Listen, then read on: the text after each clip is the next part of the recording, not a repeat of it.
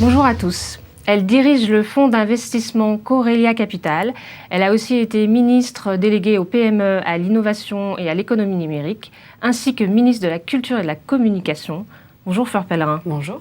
Alors on vous retrouve aujourd'hui, vous êtes devenue une vraie entrepreneure du numérique après un long passage en politique. Alors c'est plus excitant la vie d'entrepreneur? C'est une autre forme d'excitation, c'est évidemment très excitant et moi je suis ravie d'avoir pu accomplir ce parcours qui m'a été raconté par beaucoup d'autres personnes et qui a fait mon père quand il était aussi plus jeune.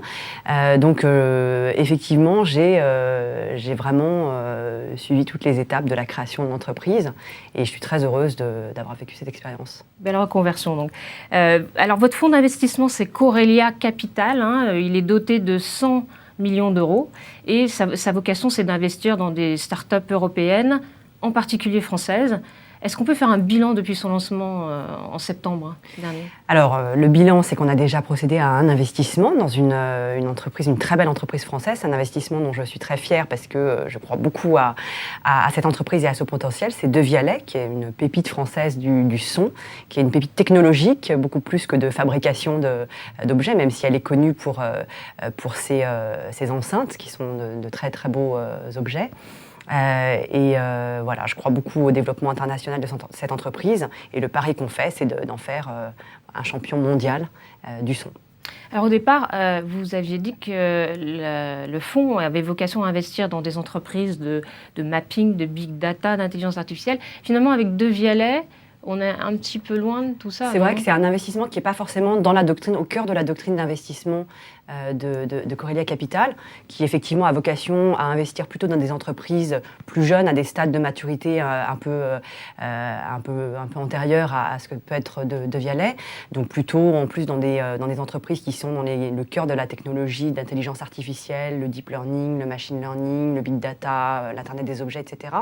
Et là, Devialet est un investissement un peu particulier que j'ai fait en co-investissement avec mes investisseurs coréens et japonais, Line et Naver, qui ont mis de l'argent aussi à côté du fonds que je préside. Donc c'est un investissement qui est un peu particulier. Mais c'est vrai que le cœur de notre préoccupation, ça sera d'investir dans des startups françaises ou européennes, et plutôt à un stade de développement un peu plus tôt dans le développement de l'entreprise, et plutôt dans le cœur de ces technologies. Et le prochain investissement, alors, c'est pour bientôt ? Alors, on est en train de regarder avec mon associé Antoine Drèche un dossier qui nous paraît très intéressant, justement au cœur de l'intelligence artificielle. Un très beau dossier, et il est possible que nous puissions investir dans cette entreprise dans les semaines qui viennent. Ça concerne une société française ? C'est une société française, oui. D'accord. Alors, vous avez dit aussi que vous aviez l'ambition de créer une licorne d'ici 5 ans. Donc, ce sont ces sociétés qui sont valorisées plus d'1 milliard de dollars. C'est quand même ambitieux. C'est très ambitieux, dans mais quelle mesure c'est possible ? La raison pour laquelle aussi j'ai décidé de créer ce fonds d'investissement, c'est que j'ai toujours été frappée de voir que finalement l'Europe avait beaucoup plus de mal à développer des histoires de succès, des entreprises à succès qui acquièrent une taille mondiale et un rayonnement international que les États-Unis ou aujourd'hui la Chine. Et pour moi, il est très important que l'Europe soit capable de créer des histoires, des Snapchat, des Line, des Naver, des Facebook, des Google, etc. Et il y a beaucoup de facteurs qui expliquent qu'on ait plus de difficultés à le faire. Un des facteurs, c'est le problème du financement de la croissance des entreprises. Et donc, je pense qu'il faut vraiment qu'on continue à travailler sur le financement, créer des entreprises de capital risque capables d'accompagner la croissance des entreprises, réfléchir sur une bourse technologique européenne, un peu comme un Nasdaq européen. Enfin, il y a plein de sujets sur lesquels moi, je souhaite continuer à m'investir en étant maintenant dans le privé.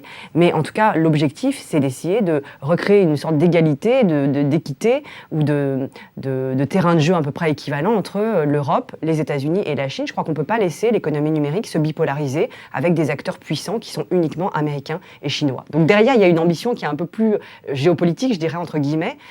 Et l'idée, effectivement, c'est d'aider des entreprises françaises à devenir des champions mondiaux qui soient capables de concurrencer un jour Google, Apple ou Amazon.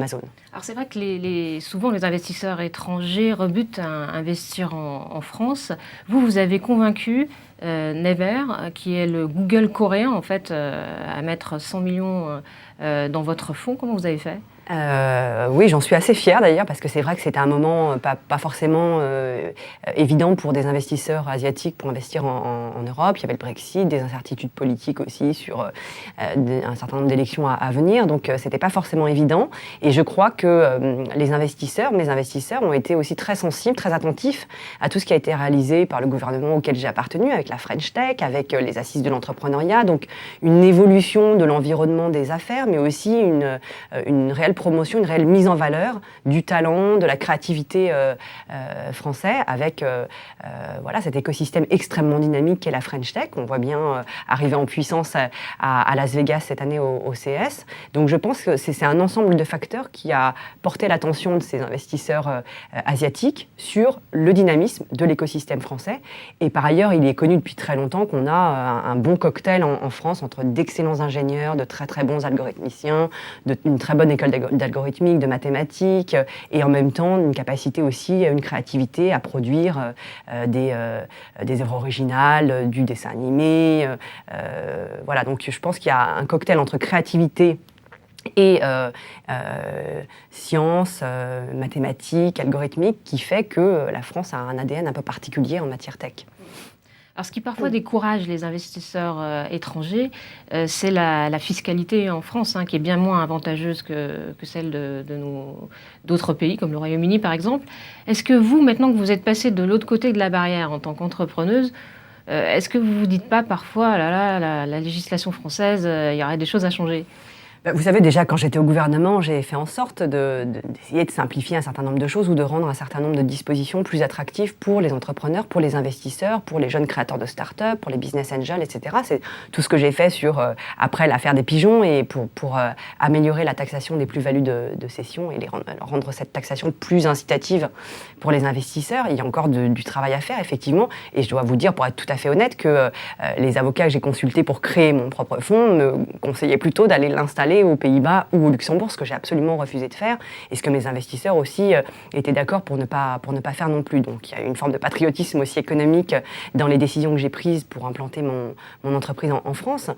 Mais c'est vrai qu'il y a probablement encore un peu de travail, et j'ai candidaté pour être au conseil d'administration de France Digital, qui est l'association qui regroupe l'écosystème de la French Tech, les investisseurs et les startups, aussi pour pouvoir continuer à porter ce genre de propositions et à les faire valoir ou à les présenter au gouvernement, l'actuel, le suivant, celui qui sortira des élections l'année prochaine, cette année. S'il y a une seule mesure politique à prendre en faveur des startups aujourd'hui, laquelle citeriez-vous ? Je crois que c'est difficile de dire une seule mesure, parce qu'en réalité, les startups, pour être dans un environnement qui les aide à croître, qui les aide à se développer, à s'exporter, etc., elles ont besoin d'un environnement complet, avec un financement facilité, avec une possibilité de se coter sur un marché qui soit un marché européen. Donc ce que je disais tout à l'heure, par exemple, sur le Nasdaq européen, c'est quelque chose qui me paraît très important pour que les entreprises aient le choix entre aller aux États-Unis ou rester en Europe.